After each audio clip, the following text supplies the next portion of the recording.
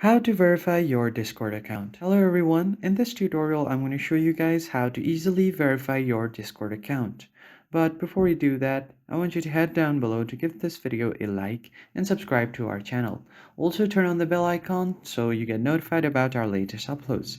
Let's begin. So the first thing that you want to do is open up your Discord app and make sure that you're logged into your account. Once you open up your Discord app, your homepage should look something like this. And here all you have to do is head over to the U section at the bottom right corner, tap on it, and from here you will see a gear icon on the top right corner which indicates settings. So once you get to your settings, head over to accounts, and now just tap on your email, and here you will get an option to send verification to your email. So just tap on send verification code. Wait for it to send you a verification code on your email. So as you guys can see here, Discord has sent me an email, so I'm just going to copy this code, go ahead and paste it on Discord.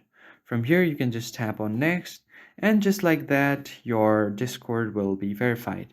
If you found the video helpful, hit the like, share and subscribe button. I will see you guys on the next one.